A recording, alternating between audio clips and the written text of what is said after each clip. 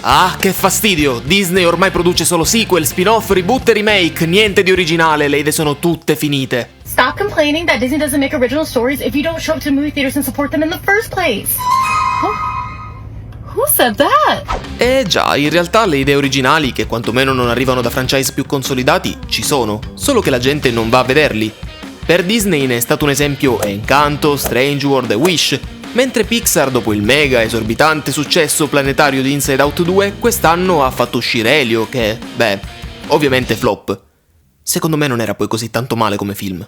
Cito Pete Docter, CCO della Pixar, da un'intervista a Time dell'anno scorso. Tutti dicono perché non fanno cose più originali, e poi quando le facciamo le persone non le vedono perché non le conoscono. Con i sequel la gente pensa, oh, l'ho visto, so che mi piace. Loro lo sanno e lo sappiamo anche noi.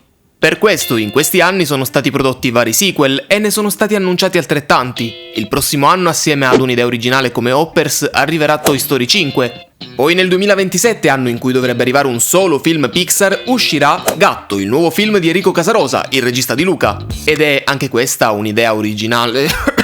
Scherzo, sono sicuro sarà un film diverso da Flow, però mi faceva ridere.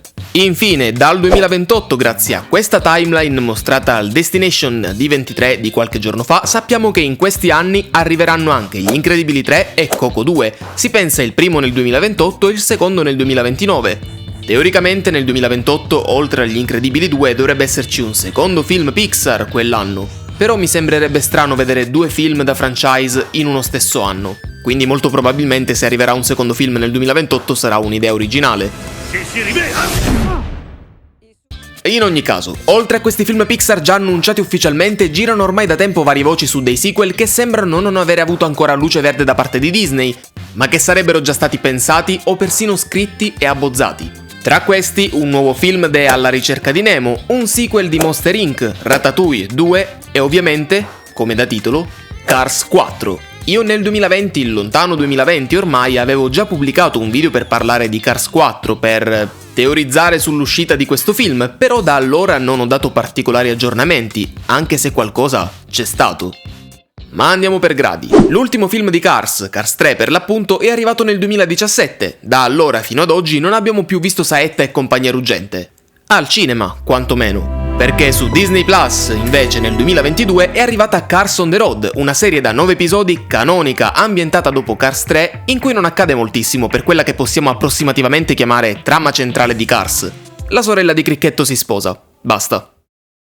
Questa non sarà l'unica serie di Cars, perché qualche giorno fa ne è stata annunciata un'altra. Cars Lightning Racers, in arrivo nel 2027 su Disney Junior e poi su Disney Plus. Sarà una serie con uno stile d'animazione differente da quello solito del franchise e sarà anche indirizzata ad un pubblico molto più piccolo. Quindi comunque Disney e Pixar stanno cercando di tenere attivo il franchise, seppur attualmente solo in TV.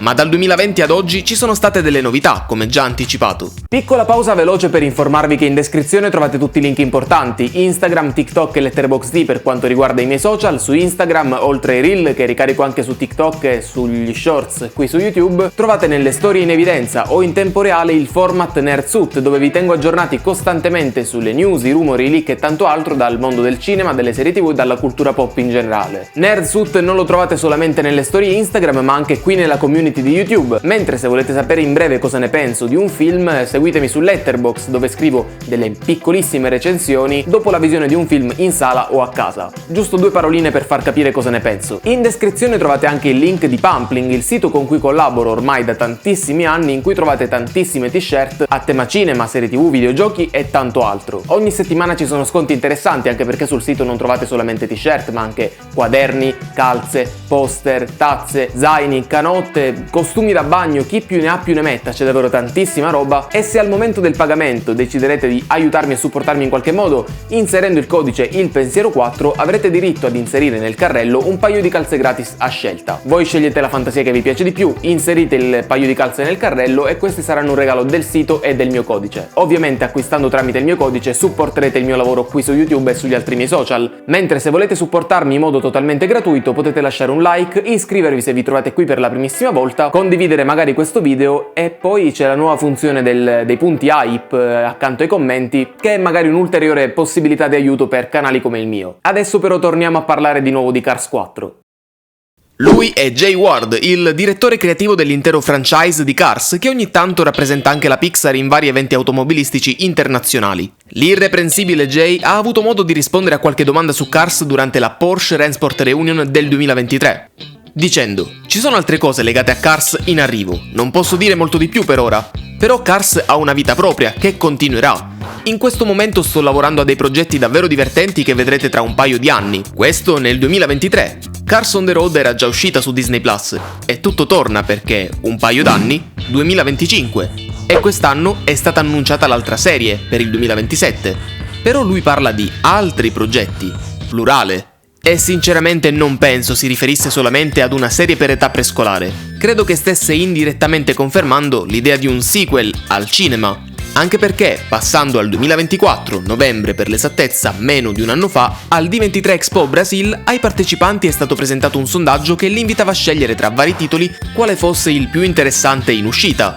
Alcune fonti generalmente attendibili per questi eventi come This Insider hanno rivelato che tra i titoli era presente anche Cars 4, che però non ha mai avuto una conferma ufficiale. È possibile che Disney così stesse cercando di sondare un po' il terreno e capire se c'è davvero l'interesse da parte dei fan nel proseguimento della saga. A tutto ciò di cui vi ho parlato finora aggiungerei anche una piccola postilla da parte di una mia fonte a cui do particolarmente credito.